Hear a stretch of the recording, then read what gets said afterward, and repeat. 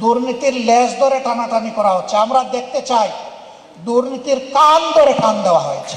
আমাদের এই জীবনটা খেকশিয়ালের জীবনের মতো না হয়ে সিংহের মতো হোক। আমরা কমিটেড দেশপ্রেমিকগুলার হাত এক জায়গায় করার চেষ্টা করছি। বলবেন যে এর বাইরে যারা, তারা কি দেশপ্রেমিক না? হ্যাঁ, সোনা খাঁটি না মেকি, এটা বোঝার জন্য কষ্টি পাথরে গোসা মারতে হয়। আমরা 3টা গোসা দিয়েছি। এই 3 গোসায় যারা টিকবে, আমরা বিশ্বাস করি জাতির প্রতি তাদের কমিটমেন্ট আছে। Number 1, will fight together against corruption. নিজে করাপশন করব না এবং কাউকে করাপশন করতে দেব না। Number 2, justice for all and equal will be asserted. গরিবের টাকা নাই তাই সে বিচার পাবে না, না, এটা হবে না। এক মুক্তিযোদ্ধার মেয়েকে তার জীবন ধ্বংস করে, ইজ্জত ধ্বংস করে, তাকে হত্যায় প্ররোচিত করা হয়েছিল, সে দুনিয়া থেকে বিদায় নিয়েছে। সে কি আজ পর্যন্ত বিচার পেয়েছে? এই বিচার চূড়াবালিতে এখন আছে। আমরা দেখতে চাই ওই বিচারগুলো আগে হোক। আমরা দেখতে চাই না দুর্নীতির লেজ ধরে টানাটানি করা হচ্ছে। আমরা দেখতে চাই দুর্নীতির কান ধরে টান দেওয়া হয়েছে। 72 ঘন্টা ময়েশ্চার লক সমৃদ্ধ লিলি বডি ওয়াশ শিয়া বাটারের গুডনেস স্কিন রিপেয়ার করে রাখে সফট ও গ্লোয়িং।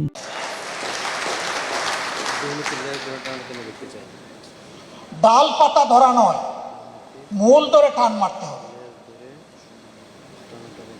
হ্যাঁ, তাও আমরা বুঝি যে এই কাজ অত সহজ নয়, যত সহজে বলে ফেললাম।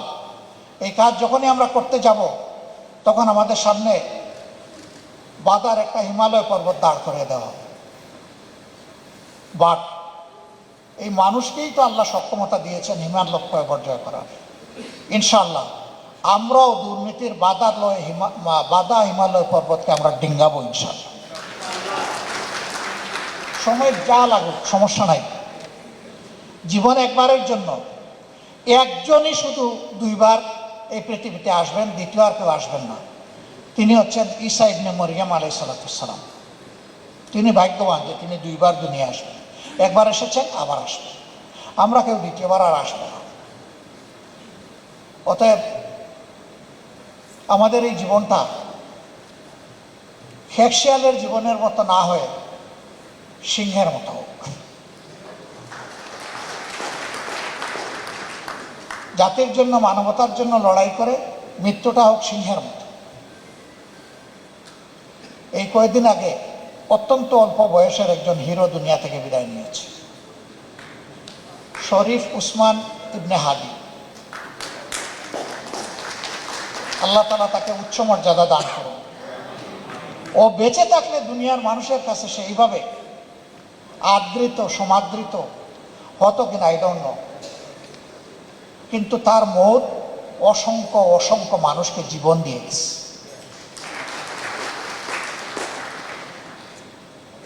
আমরা এইরকম সন্তানদের নিয়ে গর্বিত।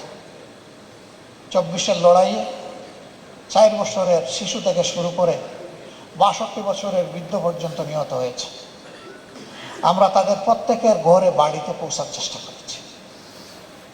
এর মধ্যে 62 ভাগ মানুষ তারা একেবারেই নুন আনতে পান্তা ফুরায়। কেউ একজন রাস্তার ছোট্ট হকার, কেউ রিক্সা চালক, কেউ ঠেলা চালক, কেউ গার্মেন্টস কর্মী। এই সংখ্যাটা হলো 62।